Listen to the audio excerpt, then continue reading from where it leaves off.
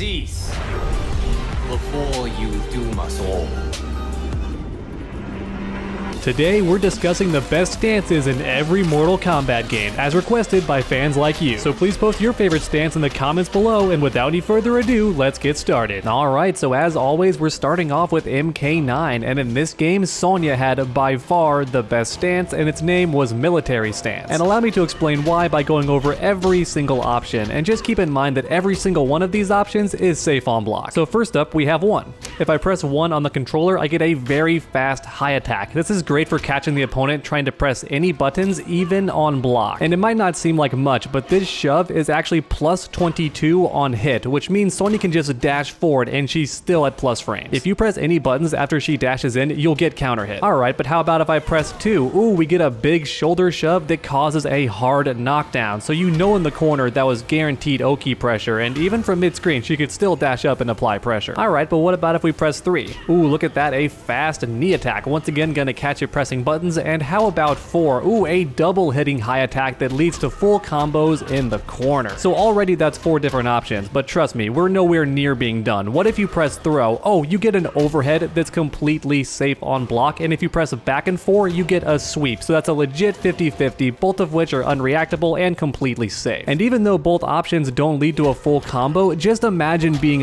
really low on life and having to deal with this mix-up. Once again, if you block something like a down 4 from Sonya and she cancels into military stance, she is plus. You now have to deal with her. And then finally, we have the most absurd option of all, which is forward and 1, a 2-hitting low attack with amazing range, and it also special cancels for whatever reason. And this makes it really good for ending combos. And if all of that wasn't enough, it's also plus 2 on block. That's right, a far-reaching low attack that hits twice and is also plus 2 on block. But of course, keep in mind this is Mortal Kombat 9 we're talking about. Pretty much every character had something broken in this game, and Sonya was no different, and her military stance was just one reason she was really good, but trust me, it's one of the best stances that NetherRealm has ever made. Now real quick, before we go any further, today's video is brought to you by Dashfight, which is pretty much a multiverse for all things fighting games. Their YouTube channel has fantastic guides, including ones from pro players, and then if you go to their website or use their app, they have even more guides for you to explore. And then my personal favorite, they also post event schedules for fighting games, so if a big tournament is happening or an important stream, you never miss out. Once again, I highly recommend them, and here's a quick clip showing what they're all about.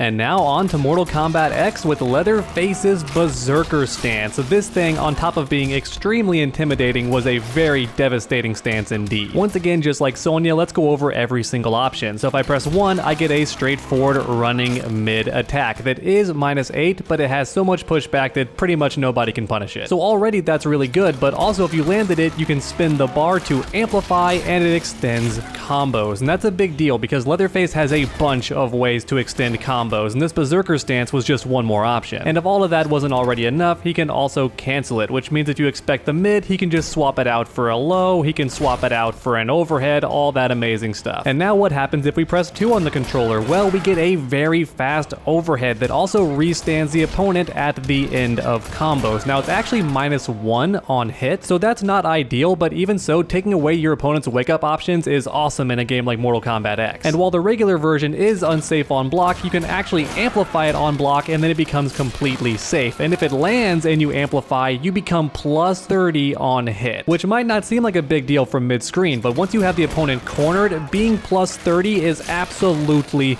ridiculous. Now it does scoot you back a little bit, so you gotta walk forward a tiny bit, but even so, you're +30. So essentially the opponent has to put up with whatever you do after landing this move, and once again, it restands the opponent, which means Leatherface could do a really long combo and then restand you and still be at +30. plus 30. And then finally, what happens if you press 4? Well, you get an unblockable running attack. So pretty much a command grab that comes in from downtown. This move was a nightmare for casuals because they hate unblockables and this thing runs after you. And of course, just like every other option before it, you can spin the bar on hit and get a bit more damage. And you're also better on hit as well. Now, of course, there are ways to avoid unblockables in this game. You can jump, for example, and just try to get out of the way. But keep in mind, Leatherface can actually cancel this thing by pressing 3. Or in other words, if he knew you wanted to jump away, he could just cancel this thing and then go for an anti-air immediately. And that's a problem because, as mentioned earlier, Leatherface can re-stand you with the Berserker stance as well. So he can cancel out of it to bait an anti-air and then re-stand you with it as well, all in the same stance. And then if you fought somebody who was really good with Leatherface, they would just cancel this unblockable all the time because essentially it's free pressure. It doesn't cost your stamina. And as a result, at high level, you would see Leatherface players canceling this unblockable all the time for just constant pressure over and over again on block. It was so crazy to watch at tournaments. So as you can see, Leatherface has a ridiculous stance in Mortal Kombat X. In fact, it might be the best stance in the entire game, but I do want to cover a couple more. Next up, let's talk about Tanya and her staff stance. She can do so many things out of this, and it's a very unique stance because as you can see, she is off the ground and she can also just stay up here for a very long amount of time. And once she's up there, she can do a lot of things. If you press 1, she gets an overhead that bounces the opponent to extend combos, and despite being that good, it's also completely safe on block. And then once you have the opponent scared of that overhead, she can just go for a low instead by pressing 3. Now this low was actually unsafe on block, so you had to be a bit more careful with it, but it's still a great mix-up to have. And then if you pressed 4, you had the staff swing, which is minus 15 on block, but is still completely safe due to its amazing pushback. In fact, the staff swing was so safe on block that it was pretty much guaranteed chip damage, and Tanya could do stuff like this, and you had to block all of it, which might not seem like much, but imagine you're low on health and you're just forced to eat all of that damage, and afterwards she's still safe. And we're still not done, because keep in mind, Tanya can also hop backwards with this thing or hop forward with it, and when hopping forward, she can just do it again. Or in other words, the opponent had to deal with annoying stuff like this. That was 3 overheads back to back that you pretty much had to block. Very few characters could escape pressure like that. And keep in mind, the stance itself can be done almost instantly, and it's still an overhead, and that's rare in this game. If you wanted to do like a neutral jump punch, for example, or a neutral jump kick, even if it reached the opponent, it was treated as a mid on the way up and not an overhead. However, that's not the case for staff stance. This thing can be done instantly, and it also starts off combos. So put simply, Tanya had an instant overhead in the neutral that also led to a damaging combo. And then last but not least, we have Erron Black's standoff, and this stance might not seem as visually impressive as the others, but it is beauty in simplicity. It's proof that a simple move can be extremely effective. Alright, so what happens if we press 2? Ooh, you get a mid that also launches the opponent. From mid-screen, it's a bit harder to combo after, but in the corner, it can be a go-to combo extender. And you likely already guessed this, but yes, it's safe on block. But then what happens if you press 4? Ooh, you get a double hitting retreat projectile that is also a mid, which means the opponent cannot duck under this. And while it is very minus on block, Erron Black moves so far away that it's not punishable. Or in other words, Erron Black could just go for a mix-up, and if you blocked it, he could just back up and pretty much reset the neutral. And then finally, if you pressed 3, you got a low-hitting mix-up that also knocked the opponent down, and in the corner, it had amazing hit advantage. And once again, it's safe on block, so a free mix-up that's just really good. And on top of being a good mix-up, it's also a lot of hits. Look at all of that chip damage that D'Vorah just had to eat. And once again, it's completely safe on block. So imagine being the opponent right now and having to block all of this chip damage. As you can see, the opponent's life bar is just melting, and it doesn't cost any meter, nothing like that. Erron Black can just do this, which made him a nightmare when you were low on health. And that's about all there is to Erron Black's standoff stance. As you can see, it's very simple, but it's also super effective. It didn't need to be any more complicated. It can do literally everything you want. It can extend combos, it can reset the neutral, and it has a mix-up that's safe on block with a bunch of chip damage. Once again, beauty in simplicity, and I think that's about it for the stances in Mortal Kombat X. Alright, and finally it's time for Mortal Kombat 11, and what better stance to start off with than Liu Kang's infamous Shaolin stance. This move was an absolute nightmare, especially when the game first came out. For starters, he has a low attack out of it by pressing 3, and while it is -8, if used correctly, it's impossible to punish, and that made things extremely annoying when combined with his forward 4-3, because this move has a follow-up that is plus on block, which means he can just do it again. Now, you want to interrupt it, so he can't just keep doing it. However, if you tried that, he could interrupt you by doing the Shaolin stance. But then things got even worse because Liu Kang also has an overhead option out of this move, and worst of all, it hits overhead on the second hit, which for me personally was a more confusing mix-up. Because essentially, a good Liu Kang player would just delay their low option, and here I am trying to block low and then stand block to fuzzy, and the Liu Kang player would just delay their low instead, and that would catch me trying to block the overhead. And an interesting fact that not many players bring up is the first hit of this overhead string is actually 5 frames on startup, which means it's the fastest move in the entire game. So even though it does hit mid, it's remarkably fast. And as a result, if you tried to interrupt Liu Kang when he was close enough, nothing you could do would beat this overhead option. Now thankfully the overhead is unsafe on block, so at least that's something. If you're patient and you block and the Liu Kang player makes a mistake by going for that overhead, you can punish him. And then finally we have the cancel option, and I think this is the most infamous thing about stances in Mortal Kombat 11. You can cancel stances remarkably fast, and as a result, blocking the opponent is just an absolute nightmare because they can throw you immediately for an unblockable, or they can go for a low or a mix-up, all that annoying stuff. And then we have Shiva's Dragon Stance. Now when this move first came out, it was arguably broken. I don't think many players would argue that. It was very unfair, especially on block, because essentially this move could cancel so fast that you were forced to block the follow-ups, and just look at all that free chip damage and the pushback. I've reset the neutral as Shiva, and it didn't cost me any meter, no resources whatsoever. And even though its cancel speed has been reduced a bit to make it a bit more fair, the Shiva player can still be very creative about when they choose to cancel into it and catch you off guard anyway. And as long as you're not fast enough to interrupt the first fireball, she gets to throw every other one on block. So honestly, it's still a nightmare to deal with, especially at the casual level. Imagine every time you block Shiva and she just gets to do all this chip damage. And like you already saw, every single fireball will combo after the first one lands, guaranteed. It doesn't matter how far away the opponent is. And to make things even scarier, yes, she can combo into this, and the damage is honestly really good. Look at that 26%, and in Mortal Kombat 11, you can't break away unless you're in the air. And as a result, all of that damage was guaranteed, and that's one more thing that makes this stance so scary. She just gets to have all this guaranteed damage every time she touches you. Honestly, at most levels of play, this stance is completely brain dead, because on block or on hit, you do the exact same thing and still get a good reward. If they block you, no worries, you're completely safe, you reset the neutral, and you do a lot of chip damage. And then if you do hit them, there's a decent amount of guaranteed damage that they can't escape. And I haven't even mentioned how this move can also be an anti-air as well, and if done correctly, you can throw every single fireball on the opponent and they will all connect before they hit the ground. And then finally, if you wanted to spin the bar, she got a slow traveling mid projectile, which might not seem like much, but keep in mind this is Shiva we're talking about. She has the unblockable stomp. So if the Shiva player knew what they were doing, they could space things correctly so they could do this fireball and then go for the stomp, and both of them were guaranteed to connect. If you stood there and blocked the fireball, her stomp would land anyway, and if the fireball caught you, her stomp would still land for even more damage. Once again, these setups were guaranteed if done correctly, and they might still exist honestly. Even after the stomp was nerfed, I bet this setup still works. So yeah, as you can see, Dragon Stance is a ridiculous stance indeed. It's far more diverse and effective than Liu Kang's. I'm glad they nerfed it, but even after the nerf, it's still really, really good. And then finally, as an honorable mention, we have Katana's Half-Blood stance. I feel like if Katana didn't have access to this stance, she would be a much weaker character. And then on top of that, this stance is honestly quite unique, so I kind of just want to talk about it. For starters, if you press 2, you get the side toss, which on hit, it's okay. It's just a mid, so no mix-up whatsoever. But on block, this thing is so plus that Katana can literally walk forward and throw you. Or even better, she can just go for a string that crushing blows on counter hit like this one right here. If you get antsy and try to press buttons after blocking the side, she's gonna get that crushing blow. Now of course on block, this setup wasn't very effective, but on hit, canceling into this projectile was very, very powerful. Once again, if the opponent was patient, you could walk up and throw them. If they were a bit more impatient, go for the counter hit and get your crushing blow. And then if you landed 3 of these sides, you gained access to her crushing blow by pressing 1, which would launch the opponent so high that you could do a jump in and extend the combo. And one more nice thing about the side stab is it would catch opponents who were expecting the side toss. That they'd think you wanted to toss a projectile, they wanted to interrupt you, but no, you catch them with the stab. One tiny gripe I have is the damage. I kinda wish it was the most damaging way for her to end combos since it is a stance cancel, but sadly no, it's not very damaging without the crushing blow. below. Now let's say the opponent's trying to zone you. Well, in that case, you can press 3 and you get Melina's teleport. If you want to spin the bar, you'll throw the fan and fall to the ground immediately. And while you wouldn't get a combo off this most of the time, it was still great for pressure, as a lot of players are not expecting a teleport to lead to more offense. Now for me personally, I do wish she threw the fan downward because you're trying to keep the opponent from punishing you, but since she throws the fan so late, a lot of characters could interrupt you before the fan even came out. And then finally, you can also cancel this stance just like Liu Kang, but she seems to recover even faster, which made her throw mix-up very viable. And honestly, at first, this stance cancel wasn't a very big deal because the opponent didn't have very many mix-ups to worry about, but thanks to custom combat, they now have to worry about the fan,